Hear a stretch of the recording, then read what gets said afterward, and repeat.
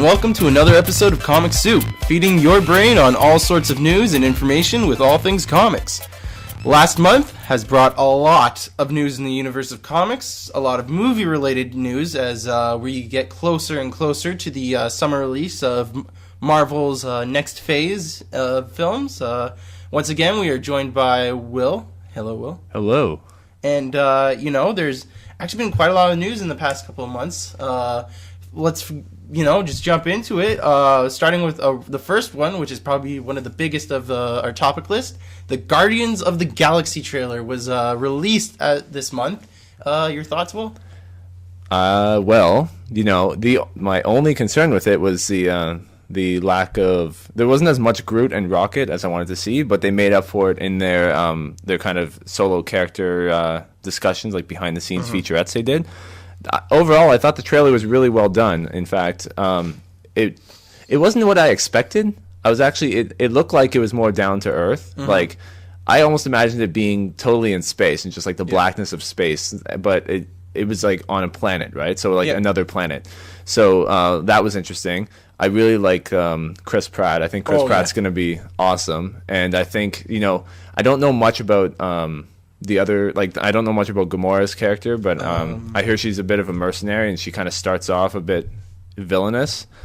Drax is going to be good. I think he's kind of all brawn, and he's going to be I think he's going to have a big role in this movie as well because especially he's got such a dark story, right? Yeah.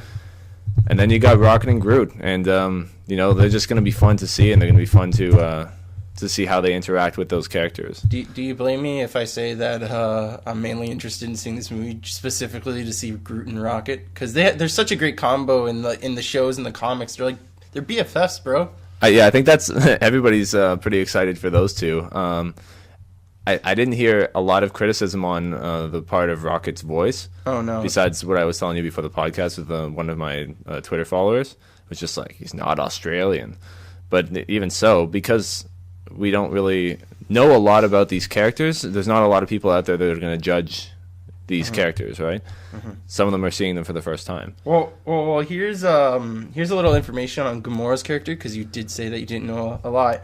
She is the adopted daughter of Thanos, and if you know who Thanos is, he's pretty much the ultimate bad guy of... the one from the Avengers. He's the one for the Avengers. Post-trailer. And, but yeah, she's a mercenary, and all it pretty much says is that she's the adopted daughter of Thanos. So, with that in mind, I'm going to go a little off topic here for a moment, but from what it sounds like is that they're revving up to kind of make this into a... I was talking about this with Josh the other day at work. He said that with all this whole concept of surrounding Thanos, it seems like by the end of this whole Marvel series, they're just going to have this one big superhero mashup of all these super teams, superheroes, and whatnot. It'd be like something straight out of the comics, essentially. Like it's in a lot of the comics that we're reading now. Like lots of characters crossing over, and like. It's exciting. It's like the actual comic book series, which is amazing. And Marvel's doing a really good job of setting the playing field for these characters to all interact in the same universe. Yeah. Actually, in fact, just a little tidbit of information at the beginning of the trailer when Chris Pratt finds that little ball thing. I believe it. Well, this is only a theory in my knowledge about the whole Infinity Gauntlet, which is where I think they're going with this, is that I believe I don't know which one, but I believe it's one of the power gems that belongs to the Infinity Gauntlet, because they've been the collectors in it, and from what it seems is that the collector's also looking for these great items of power. Yeah, for sure. I know they've talked about bringing in the Infinity Gauntlet storyline, and that like Thanos plays a big role in that. He takes the Infinity Gauntlet, and I believe he uses it for evil. So, I don't think it's something that's going to happen right away. It'll probably be closer, like a little farther down the line, a few years to come. Like, I don't know. I don't think Thanos' character is going to be in this movie. If not, he might be in a post-credits scene or something like that. From what it looks like, though, the villain roster, there's about 2 or 3 villains in this movie. Yeah. So we're counting the Collector as a villain, right? He's a villain in the comics? Well, I'm not huge into the Guardians of the Galaxy. I've only recently started to look them over on websites and whatnot. But from what I've seen, the Collector's sort of, he sort of is a villain. Yeah, from the end of, what the hell was that movie? Thor. Thor, yeah. He seemed like someone who is not to be trusted, but because he is a preserver of all these rare gems and these rare collectibles from across the universe, he's the first one they go to give these things. But he's definitely a character that looks like he's got some sort of ulterior motive. Now, I just want to say one thing about this trailer. Something that really surprised me. It was actually, there are some actors that I didn't really think that I would see in these sort of films. I noticed a couple. Well, for one, Bradley Cooper, I didn't really expect when I first heard that he would be playing Rocket. I really didn't expect him as to be that kind of guy, because he's usually in rom-coms. Not really... I like. Do you know of any action films or anything like that Bradley Cooper's been in? The only one that comes to mind that's not really a comedy is Limitless. Yeah, it was more like a drama, like a thriller movie. But I don't know. Like, I don't really know of any other action movies he's been in. Another one, Glenn Close. Glenn Close as Nova Prime. Rail, I believe. Did you see? Was she in the trailer? I didn't see her. Glenn Close. Yeah. You don't. It says she's in it. I'm actually looking at the Wikipedia web page for Guardians of the Galaxy, and it says Glenn Close. John C. Reilly is also in it. Yeah, he was in the trailer. That was another one I was not expecting, but I think he does bring a little bit of a comedic flair to it, because in the trailer he actually was actually a little funny, but like you mentioned at the beginning, Chris Pratt being a perfect role for this. That whole middle finger scene where he's getting scanned and he rolls up his middle finger and it blocks, kind of fuzzies it out.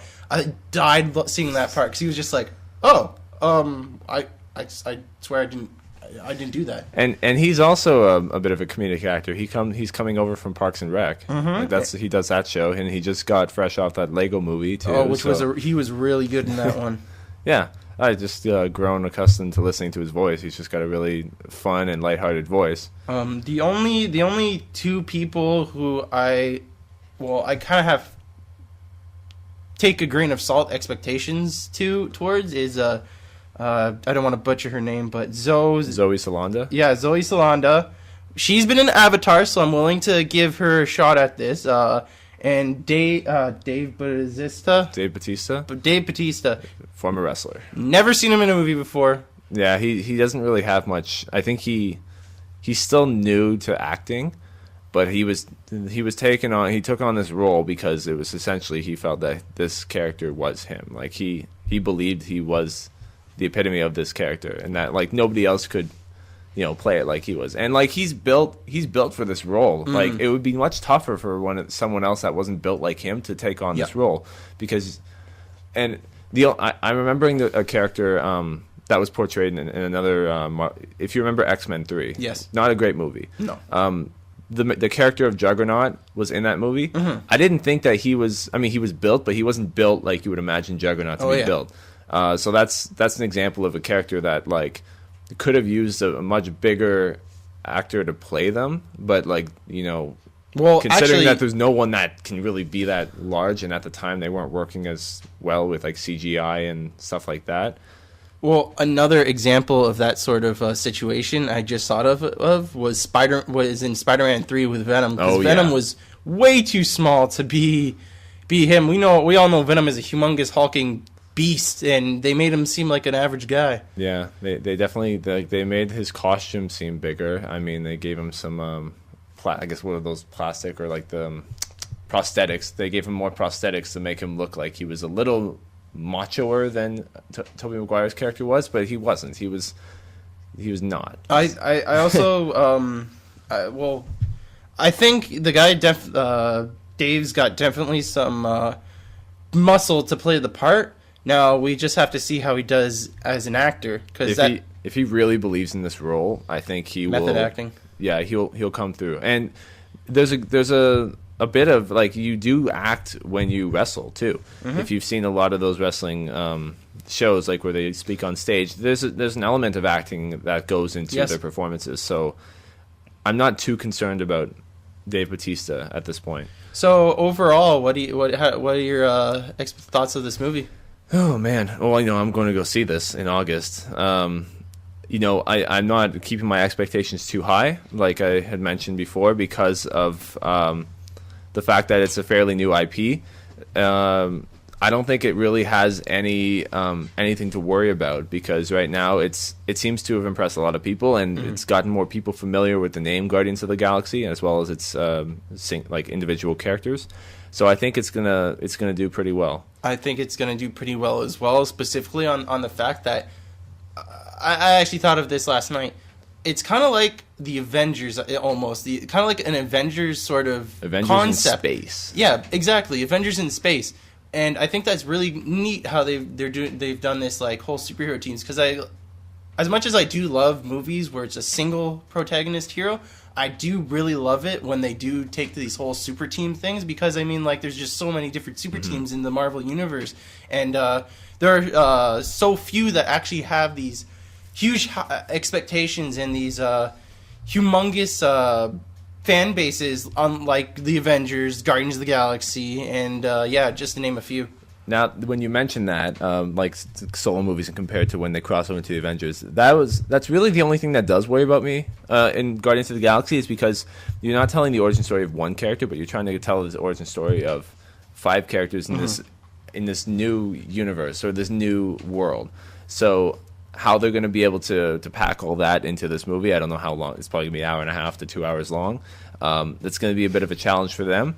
And chances are they won't be able to evenly divide all the stories amongst everyone else. I think this is going to be mainly Star-Lord's story, but these characters are also we're gonna find out more about them along the way, which will lead.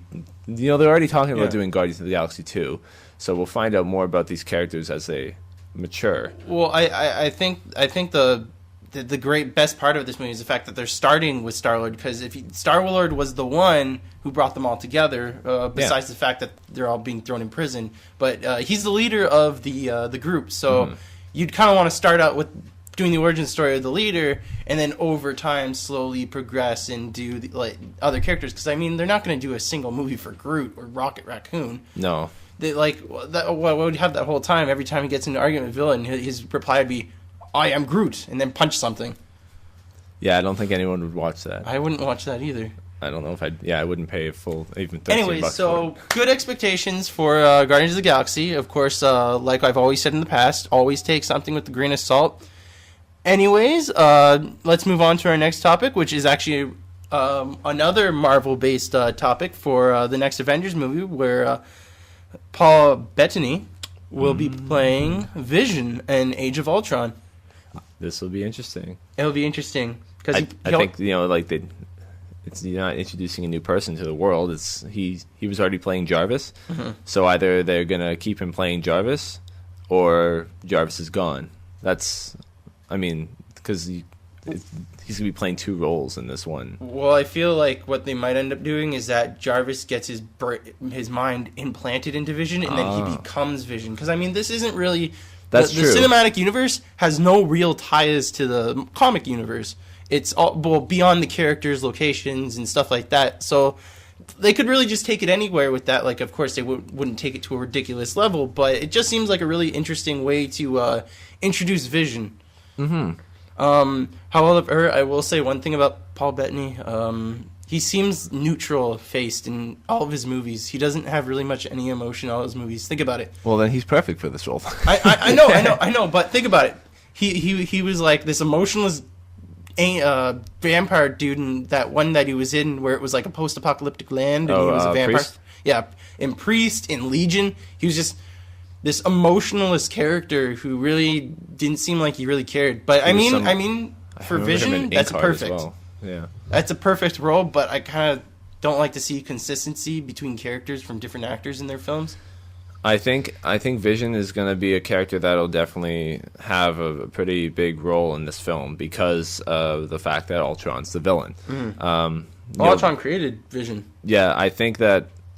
So, if they go with the idea of Jarvis turning to Vision, I'm not against that at all.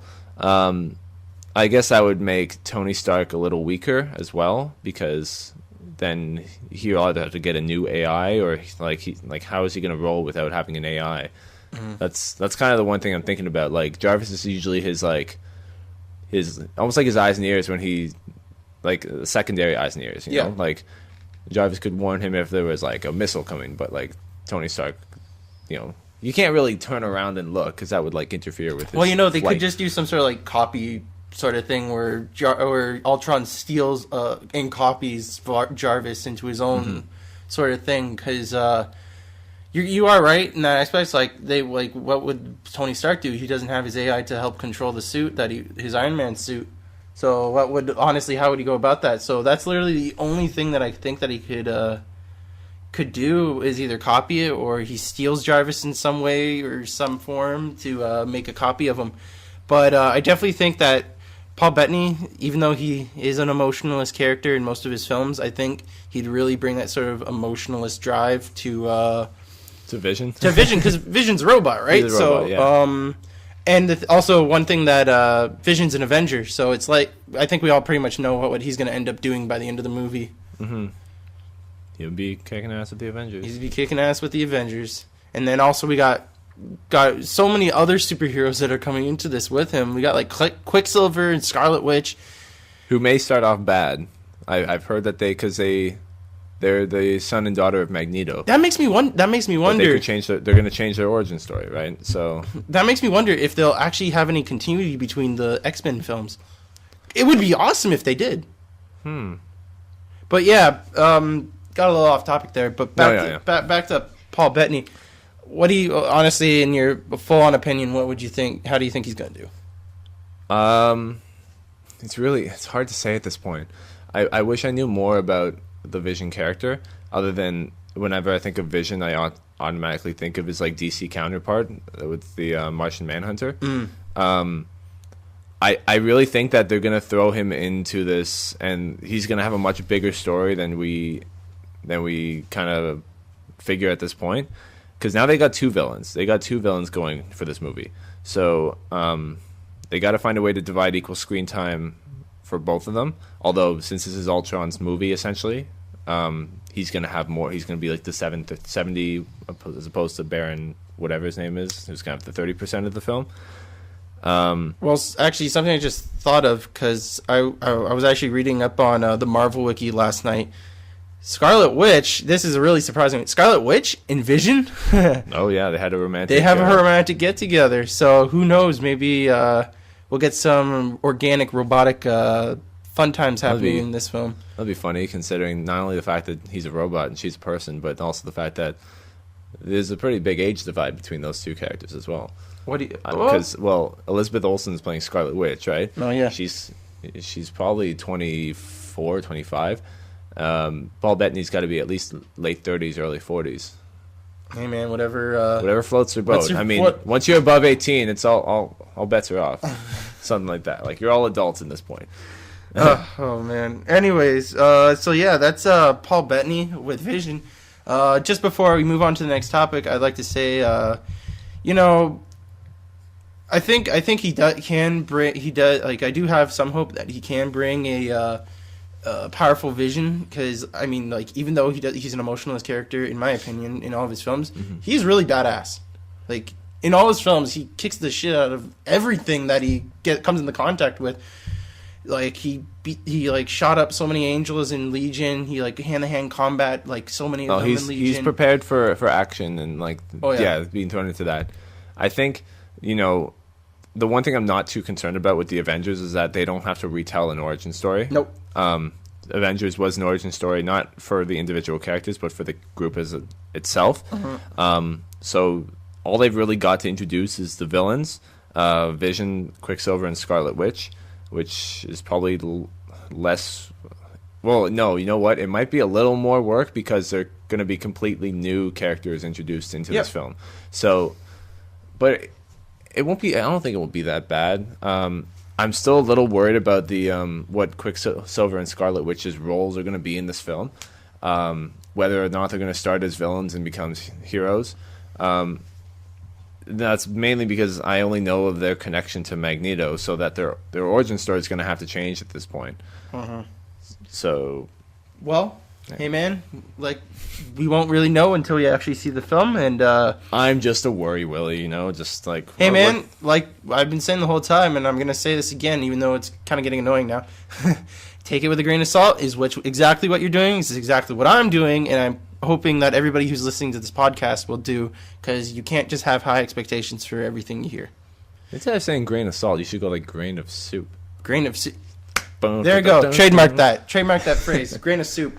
Anyways, okay, so our next topic. So this is my personal favorite topic, because everybody who's ever listened to the podcast might know that I might mention He's this. only really thrown in at the last minute. Yeah, I was really thrown in last minute.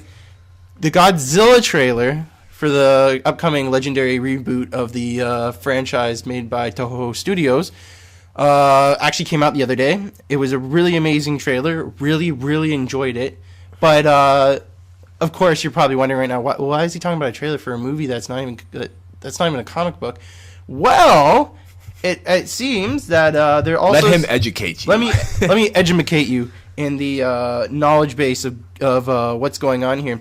It seems that Legendary Studios will be putting out a graphic novel called Godzilla Awakening that will form as a prequel, and for any diehard fans out there, kind of an origin story to some of the events that happened before the events in the movie. Here's a little description.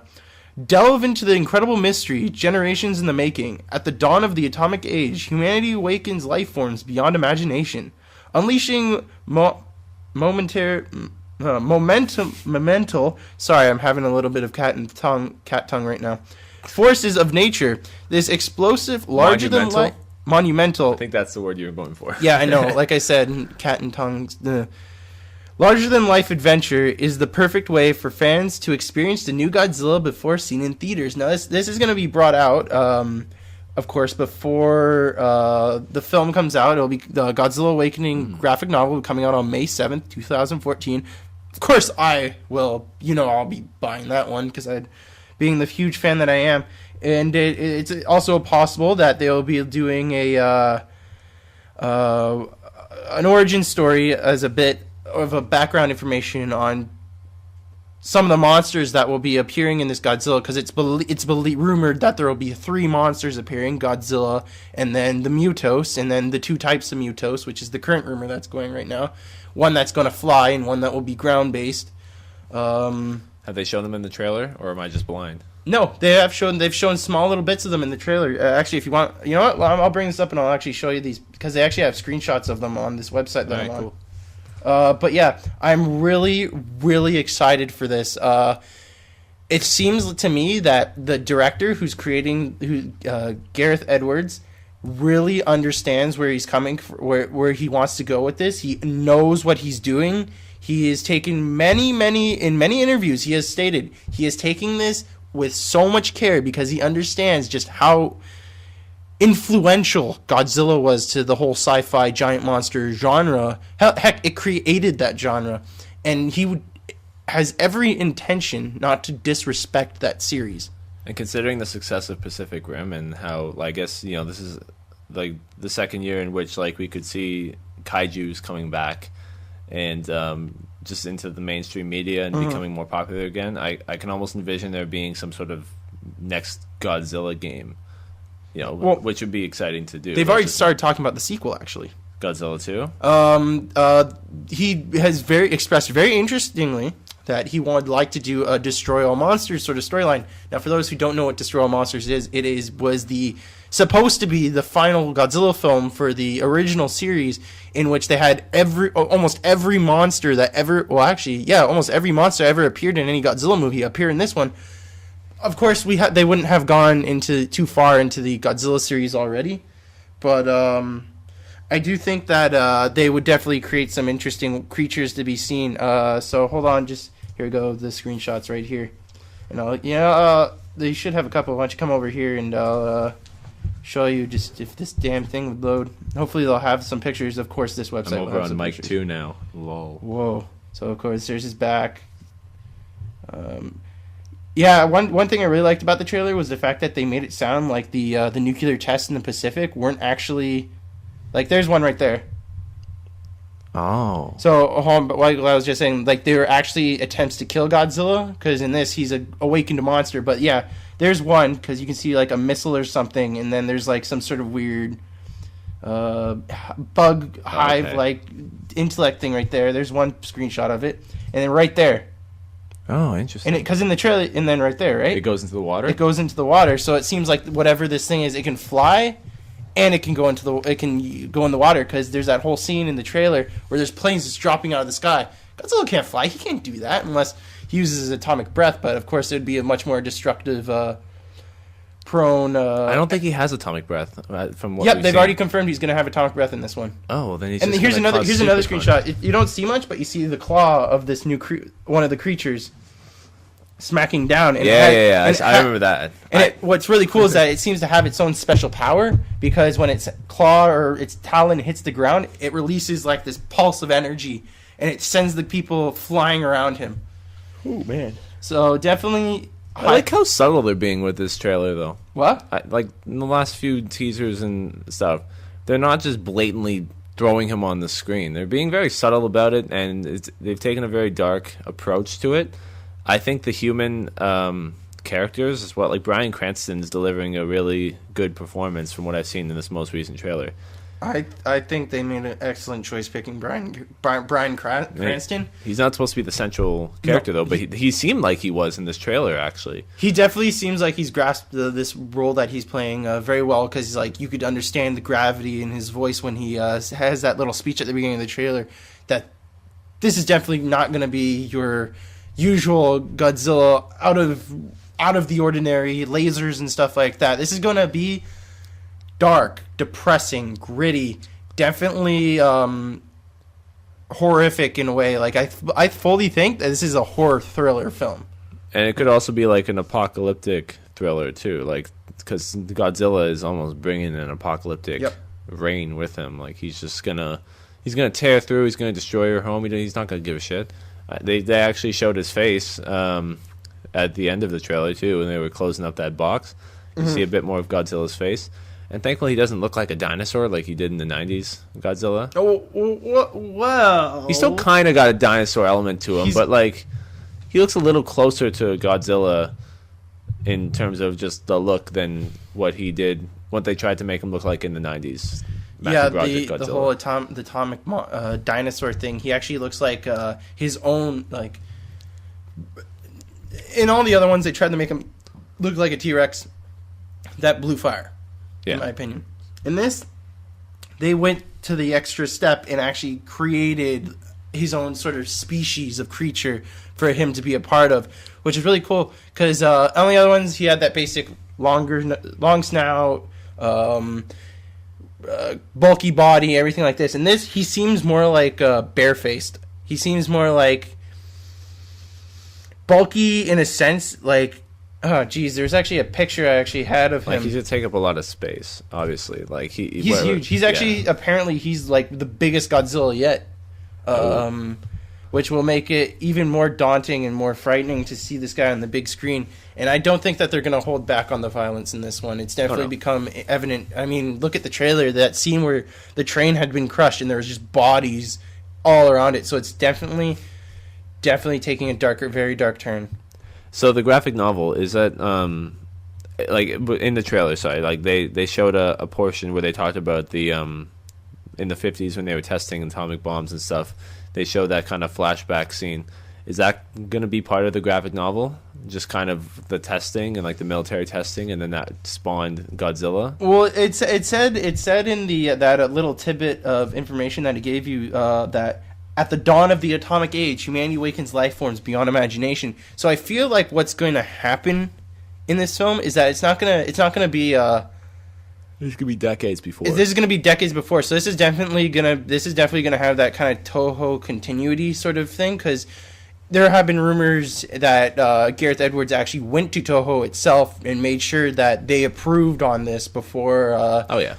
Before he went forward, because he really wanted this to be something special. But like it said, that this is definitely something that will have been already happening decades before the event of the movie.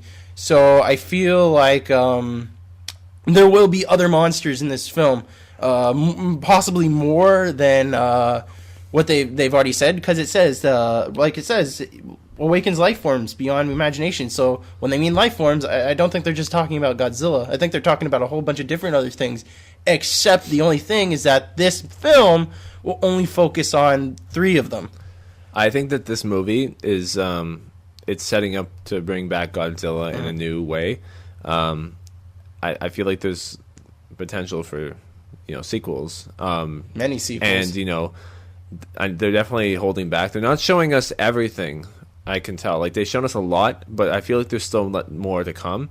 I feel like you said, the fact that they've awakened other life forms, they could possibly tease other monsters closer to the end of the movie, show that obviously this isn't the end. I mean, they could stop one threat, but that would just lead into another threat. There's other threats out there in the world that have yet to be arisen, essentially. So that's, I don't even think they're going to be able to kill Godzilla. You can't. Yeah, I don't know exactly what that is going to be like. I don't really remember the end of the 90s Godzilla. I'm sure they killed him. No. They didn't? In there's only been a few movies where Godzilla's actually been defeated. In most of all his other ones, he's walked away unscathed. Godzilla just walks away into the sunset and goes back in the water. He's just like, I'm gonna go. I'm just gonna go home. I'll go back to my home. Just don't disturb me. But I think every fan and every person who's gonna watch this movie, the one thing they will absolutely not be able to can't wait for, is the monster fight, because there's gonna be one, and I feel it's gonna be epic as hell. Way better than Pacific Rim. Way better than anything ever seen before on the big screen. It'll be fun. Godzilla 2014 will be coming out on May 16th, 2014. And, be sure to blow your money on that movie. Yes. Maybe twice if you want. You have to. There's David will probably do it at least 5 exception. times. No exception. I don't even care if you're not even into Godzilla. I want you to go see this. I want revenue to be built on this film. Oh, it will. It will. Yeah. And it will. Anyways, we are going to move on to our next topic. I think we talked a bunch about Godzilla, so let's move on. We are moving on to our usual comic discussion. About a month ago, I let Will borrow a volume, one of my comic volumes, and it was actually one of the biggest books I have. It was definitely quite a long read. The Amazing Spider-Man, the Spider Island arc. Mm-hmm. So before I delve into this discussion, maybe I'll give you a little backstory of what the film. I was about to call it a film. What the comic is about. So the story is about a mysterious illness which suddenly appears. I'm not going to give too much away because I don't want to spoil it. But a mysterious illness pops up on Manhattan Island in New York. And certain individuals start developing spider-like powers. Well, it seems that an old villain of Peter Parker, a.k.a. Spider-Man, has appeared to shed some light and darkness onto this new mysterious plague that has inhabited the island of Manhattan. And the thing is, it's a really good book because it starts off as like a bad guy versus good guy superhero romp team, and then it completely turns into something else by the end of the comic book that comes completely out of left field, which I thought was really well done. And not only that, but they bring in a whole bunch of different villains and superheroes into this one book.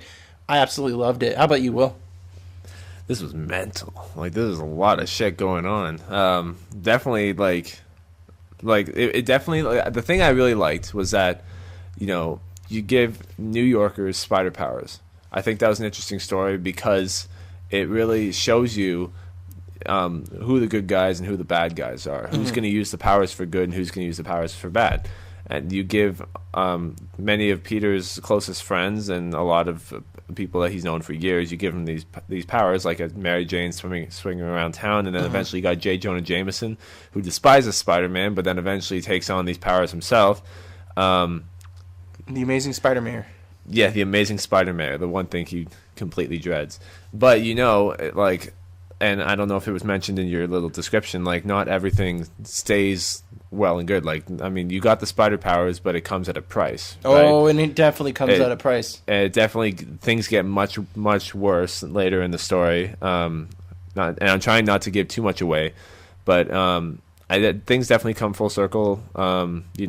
Evil is stopped. It was overall I didn't even notice that it was a long story, and I think it's because comics are usually pretty quickly to read, but it was just interesting to see all these characters come together. And what's really interesting about Spider-Man in particular is that Spider-Man has a really interesting way of falling into the background a lot of the times, even in his own stories. And he does this a lot in the television show as well, which I don't know if it's essentially a good or a bad thing. You got Spider-Man, and then you start to shift focus to other characters, right? So you get a bit of a taste of Agent Venom's story as well, which I think he has got a really interesting story, and I can understand why you like him so much. He's got a much darker past than I realized about Flash Thompson. Like, he's a troubled youth as well. You find out a bit about him and his connection to his father. Did not know he was dating Betty Brant, though. That's pretty cool. Yeah, he is. And hopefully in a future discussion, I'll give you follow-ups to that story arc with Agent Venom, and then you'll truly kind of get that full circle feeling for his story arc. But he's actually not like even the only character who has a good role in this book. They have the Fantastic Four. There's the Avengers as well.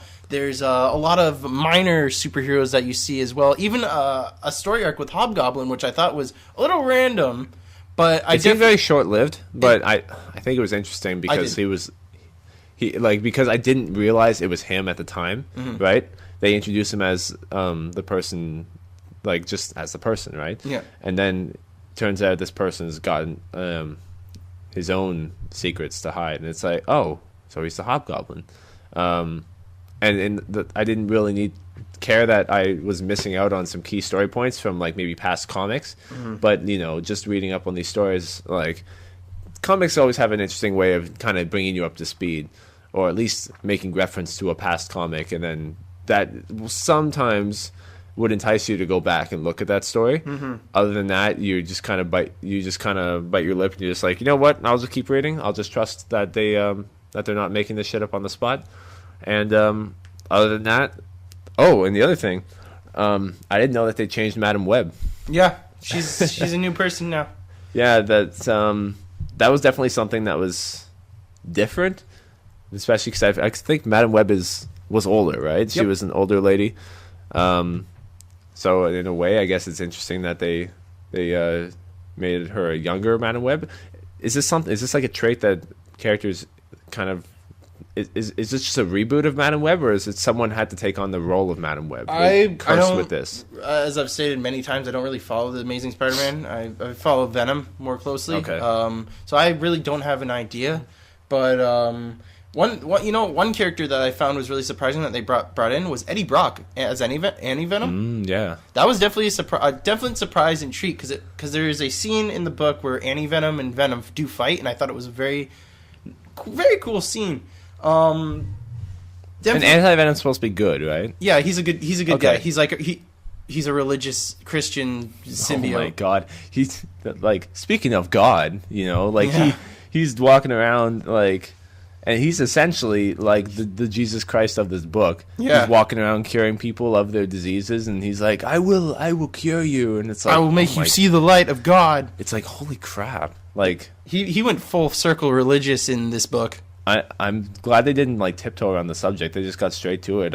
I'm sure like his character could offend some religious groups and say like, no, there's only one religious deity you should follow. That's Mr. Christ, but like, and he definitely doesn't look like the kind of person that would absolve you of your sins. Like, he looks pretty evil himself, and I kind of figured he was a good guy, but I remember that they portrayed him as a bad guy in one of the Spider-Man games. Yeah, which is kind of lame, but like, you're talking about Shattered Dimensions, right? No, Edge of Time, but you were close though. Yeah, I didn't really play those games. I avoided Edge of Time. I was going to play it until I saw how bad it was. Shattered Dimensions is really good. I should give it a try though. I'll give it a shot at some point. Yeah.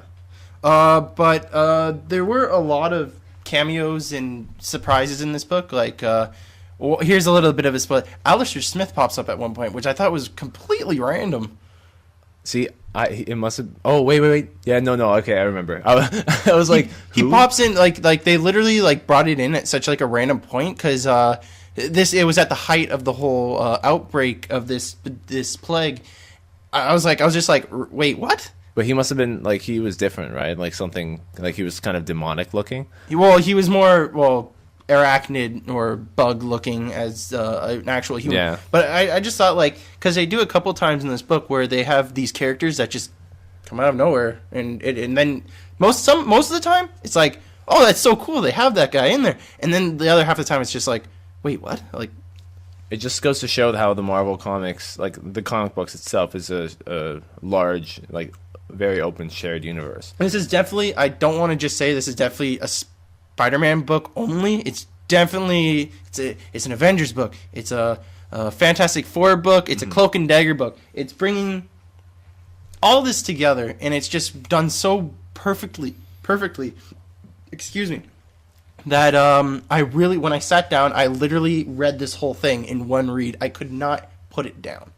It was just so They could have just as easily gone like Marvel Comics Spider Island instead of putting Amazing Spider-Man's name across it. Yeah. But, you know, this is taking place in technically Spider-Man's his area, his world, if you want to put it like that.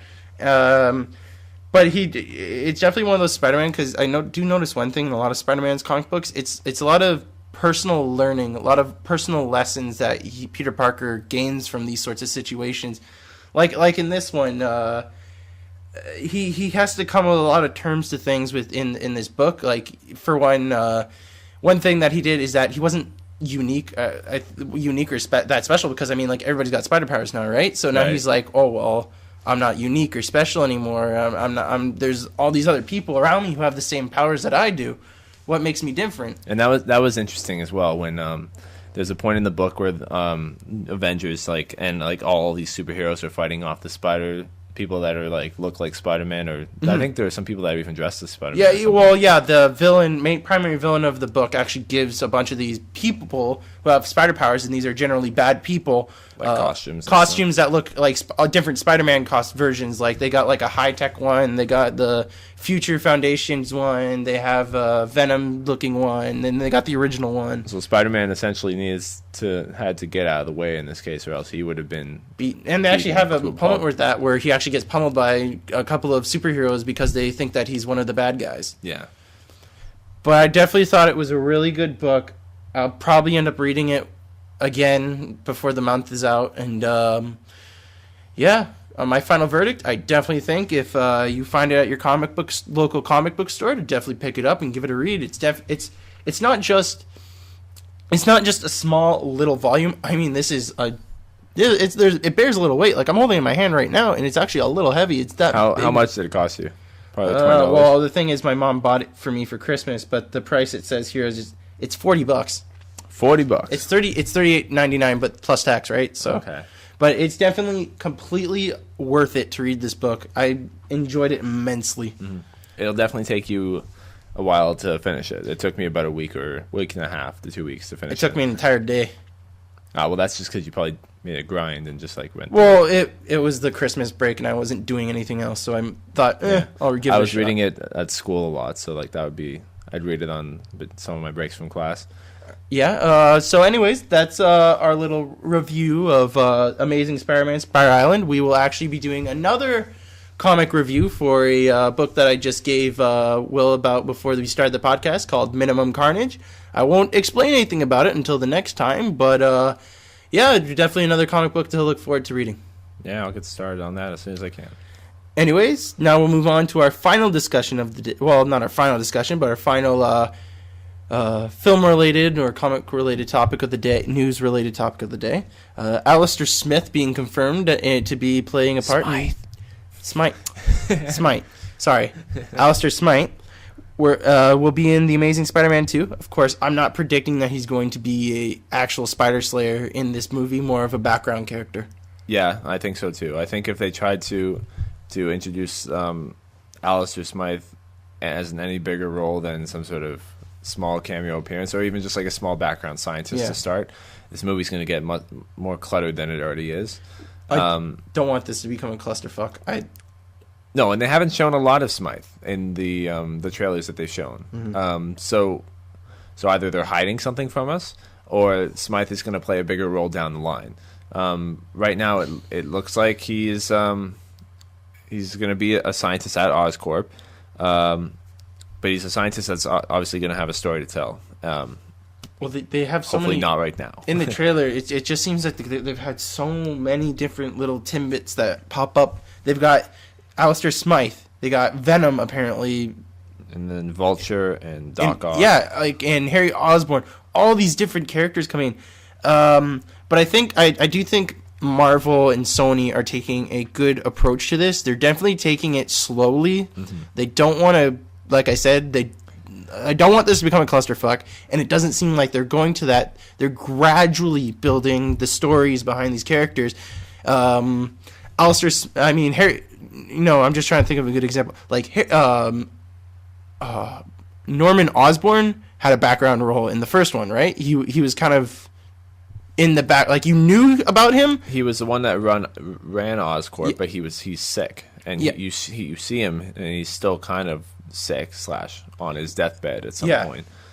So it hinted that something relating to his experiments could turn him around.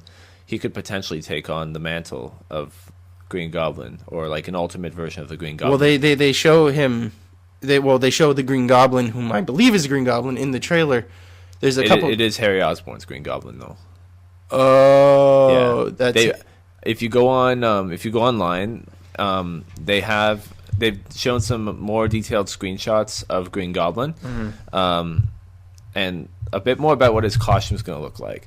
I don't know how I feel about the costume. That's probably a topic for another day, but it's definitely, they've confirmed that it's going to be Dane DeHaan's character who picks up the mantle. who picks up the mantle. That's kind of disappointing, just in the specific, in the fact that. Yeah, I'm looking at a picture right now. Yeah, that's definitely not the older gentleman, Norman. It's good, a little twisted too.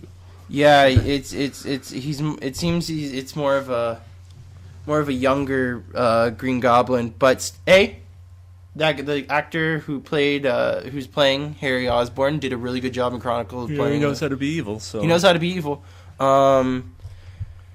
Definitely something to look out for, because I feel like they might pop in some small tidbit of information that might point to the whole Spider Slayers sort of story arc with Alistair Smythe. Because the Amazing Spider-Man video game, doesn't that tie into the movie as well?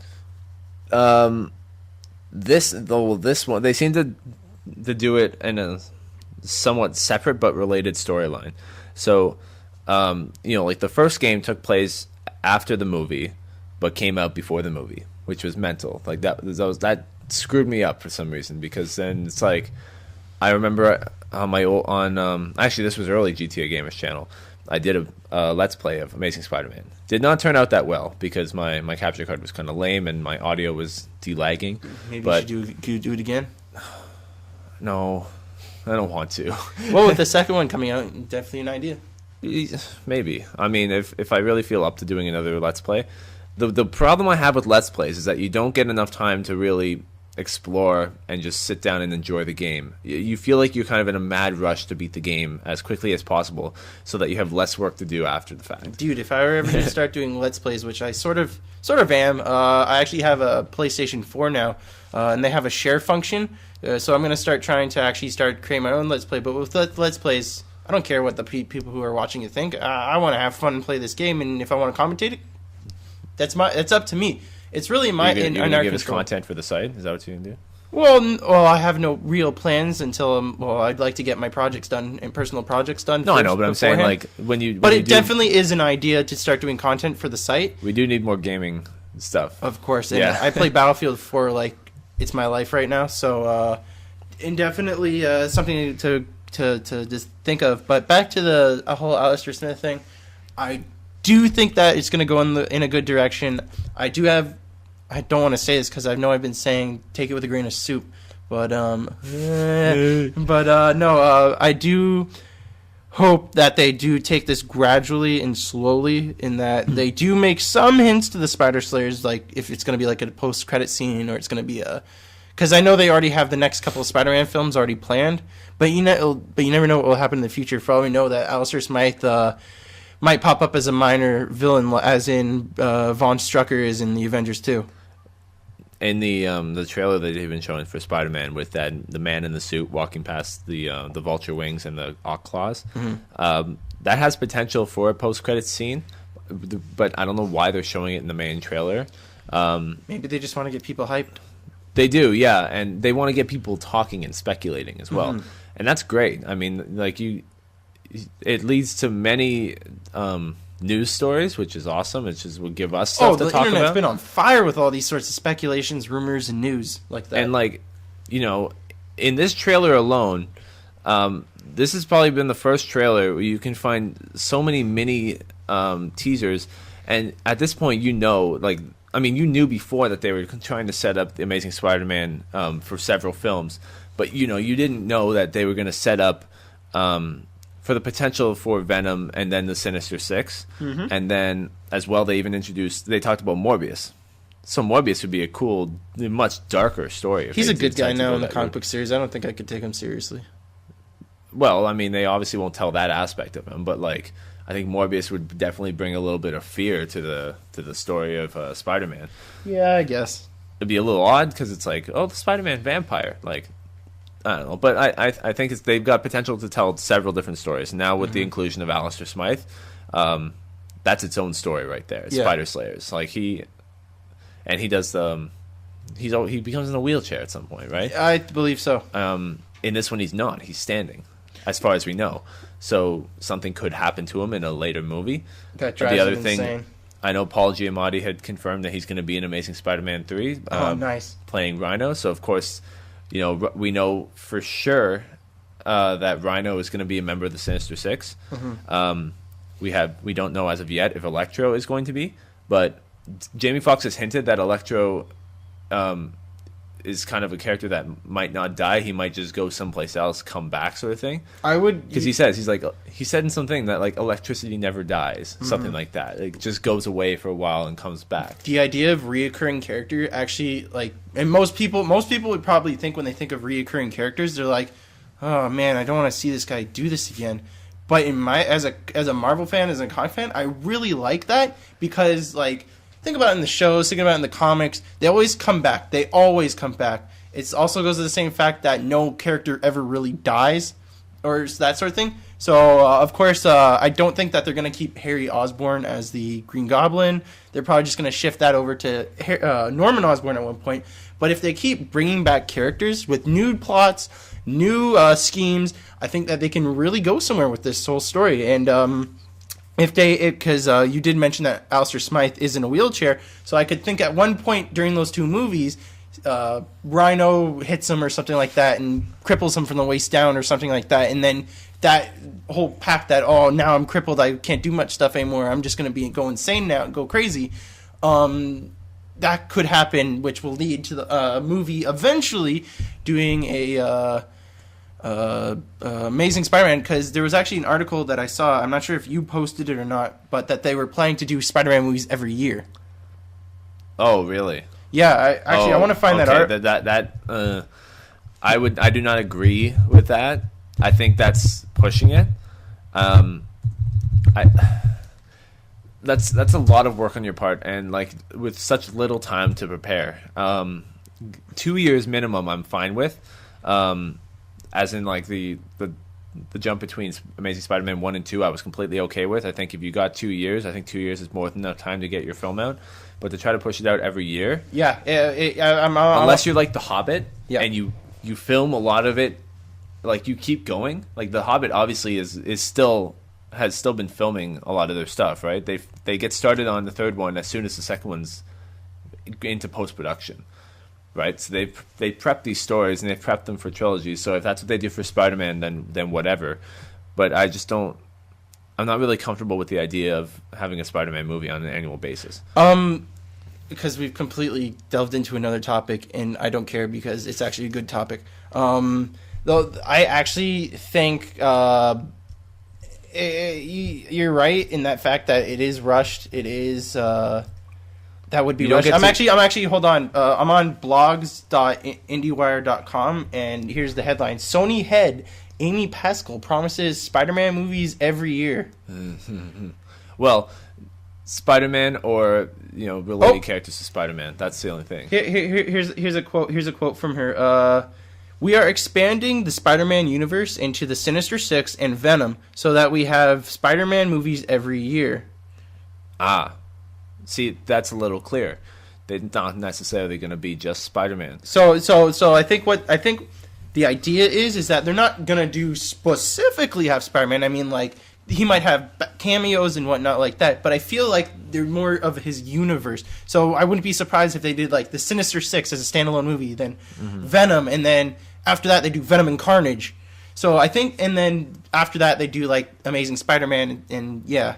So I think they are going in an okay direction about this. I mean, the idea of having a Spider-Man movie every year, if it just stayed the Spider-Man, of course, would be boring. But with the idea that they're more talking along the lines of Sinister Six and Venom, I think I can accept it. They're starting to do what the Marvel Cinematic Universe did. You got your singular characters, and then you find ways to branch off and tell different stories. I think they're actually turning this. They're making They're making it into its own universe. I'm really intrigued by the idea of a Sinister Six solo movie specifically because of the fact that they're villains, and like I want to know exactly, like, because I mean you see most movies nowadays and like they're usually centered around the hero, but you don't normally see a lot of movies that center around the villains of a comic book universe specifically. Like you can follow an anti-hero, like someone like the Punisher, or like Punisher, for example, is a great example of an anti-hero. You know, they could actually... I don't want to consider him a part of the Spider-Man universe, but he does have a lot of cameos in the Spider-Man comics.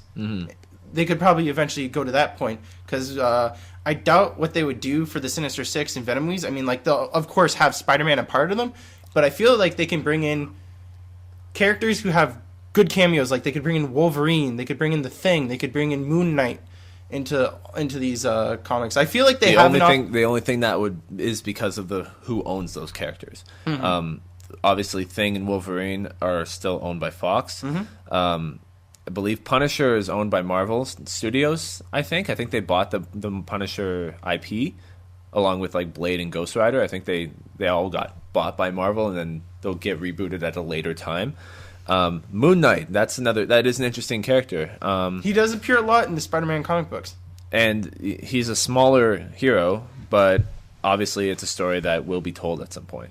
I do think that I do enjoy the fact that they are trying to expand as much into these comic book movies. I do think that there's starting to get more appreciation for these sorts of movies, and I do really enjoy it. But I think we should leave it at that, because I think we've both brought on a lot of opinions onto this whole topic. But I am happy that they are going in this direction. But like I keep saying, take it to a grain of soup. And don't have high expectations. I don't have high expectations for the Sinister Six movie, but of course, being the Venom fan, I have to have high expectations for the Venom film. So that pretty much wraps up our primary topics list. So let's end it off with one final discussion. What are you reading or doing in comics, Will? I brought my Moon Knight book. It's sitting in my bag. I bought that over the summer. I thought, maybe I will start reading that as well. You gave me Minimum Carnage to read, so now I've got 2 comics I could read. That's a long amount of reading. Moon Knight seems like a fairly short read, so I think I'll be done with that in about a week if I can really push myself. Same with Minimum Carnage, depending on how much time I give both of them. It's not a very long book, so yeah, it doesn't seem as long. It seems about like half the size of this of Spider not Island. Even like quarter. Yeah, so it'll be fine. Like that's currently what I'm working on. I actually started reading the Marvel Zombies comic series. It's actually really well done. I have the first 4 volumes of the book. I've actually read 1, 2, and 3 already. I recently purchased the 4th volume, and it takes the story completely elsewhere. It's actually Morbius is in it. He leads a team of supernatural-based superheroes to stop a zombie infection on an island in the tropics. You go, Morbius. Go and do your vampire. And it's cool because he no longer just fights hand to hand. He actually has dual wield pistols that I thought were really cool that he uses, and he works for Armor, which is the multi-dimensional equivalent of Shield. All right. So that's the whole point of it. But I think it's a really good book, and who knows? Maybe we'll do a discussion on it one day. Sweet. Anyways, so today was like really Marvel focused. Oh heck, it was entirely almost Marvel focused beyond Godzilla. But there's really no doubt. It's very little surprise considering the fact of what is coming over the next couple of years, and because right now Marvel's really getting their shit together. I've said it many times. They definitely are trying to gradually build their universe to start bringing out other movies, and they're definitely showing it. They're showing that they're really working hard to bring out all these films, and with films like Captain America, Guardians of the Galaxy, and Amazing Spider-Man 2 coming out in the summer, as soon as we get closer to those films, and like even after those films have been brought out, we'll start seeing, of course, more news about other franchises that they have planned, because I have no doubt that they're going to start wanting to branch off certain characters of these films, like maybe they'll do a Hawkeye and Black Widow movie, or maybe They have talked about Black Widow. I know I know that have interest in doing Black Widow and movies. Black Widow, which I mean Hawkeye would also probably be in because they're partners, right? So really, that's really all we have for today. I'd like to thank you, Will, for once again coming to be a part of the show. Always a pleasure to bring the soup. Oh, it's the pleasure to cook some comic soup, you know? Maybe we need to be cooking soup on the podcast, or at least have bowls of soup ready to eat. Make it a half cooking show, half comic discussion. Oh, so we got some chicken noodle right here as we're reading the Amazing Spider-Man Volume What 2. kind of soup are you eating with your comic? I got beef barley. Oh, well, you know what we'll do? They got, I think, don't they have like Spider-Man, what's it called? Alphagetti sort of things? Alphagetti noodles? Alphagetti noodles sort of thing by Heinz at our workplace. Maybe we'll, every time we talk about Spider-Man, we'll throw in a can of those and heat it up and then eat it while we talk about Amazing Spider-Man. Definitely be an interesting idea. It'd be like cooking with Will / comic soup. Whoa, crossover. Now you see where we're going with that. Anyways, I'd like to thank everybody for listening today, and see you next time on Comic Soup. See ya.